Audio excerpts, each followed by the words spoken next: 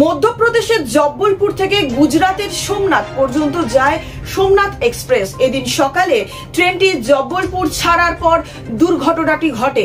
জব্বলপুর থেকে মাত্র 200 মিটার দূরে ট্রেনের চাকা লাইনচ্যুত হয়, ঠিক মাঝের দুটি কামরা লাইনচ্যুত হয়ে গিয়েছে বলে জানা যাচ্ছে। আগে ব্রেকিং নিউজ, সোমনাথ এক্সপ্রেস অ্যাক্সিডেন্টের মুখে দুটি কামরা ছিটকে গেছে, তবে খুব বড়সড় কোনো ক্ষতি হয়নি বলে সূত্রের খবর।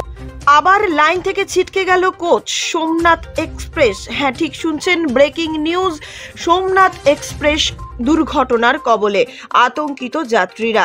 আবারও দুর্ঘটনায় প্রশ্ন উঠল রেলের সুরক্ষা নিয়ে, তবে বেশিরভাগ ক্ষেত্রেই পুরনো রেকের জন্যই দুর্ঘটনাটি ঘটেছে বলে মনে করছেন রেলের আধিকারিকেরা। ফের লাইনচ্যুত হলো সোমনাথ এক্সপ্রেস। শনিবার ভোরে লাইনচ্যুত হয়ে গেল সোমনাথ এক্সপ্রেসের দুটি কামরা। স্টেশন ছেড়ে এগোনোর কিছুক্ষণের মধ্যেই ঘটনাটি ঘটেছে।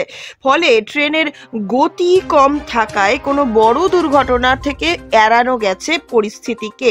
ঘড়িতে তখন 5:50। আচমকাই এই ঘটনায় আতঙ্কিত হয়ে পড়েন ট্রেনের যাত্রীরা, তবে হতাহতের কোনো খবর পাওয়া যায়নি এখনো পর্যন্ত। মধ্যপ্রদেশের জব্বলপুর থেকে গুজরাতের সোমনাথ পর্যন্ত যায় এই Somnath express.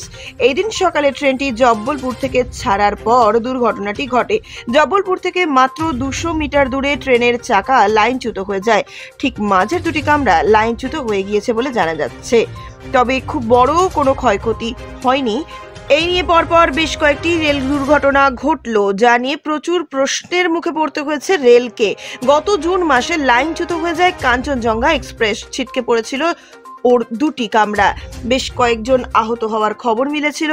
New Jalpaiguri station থেকে ছাড়ার পরেই কাঞ্চনজঙ্ঘা এক্সপ্রেসে ধাক্কা মারে একটি মালগাড়ি, তাতেই ঘটেছিল এই দুর্ঘটনা।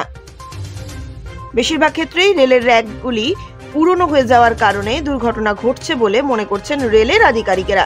তবে শনিবার সকালের ঘটনা ঠিক কী কারণে ঘটলো তা নিয়ে এখন প্রশ্নচিহ্ন রয়েছে। তদন্ত হচ্ছে, আমরাও অপেক্ষায়। চ্যানেলটি দেখতে থাকুন জিও টিভি, ই বাবা এবং প্লে অন টিভিতে। সঙ্গে থাকুন, সঙ্গে আছি।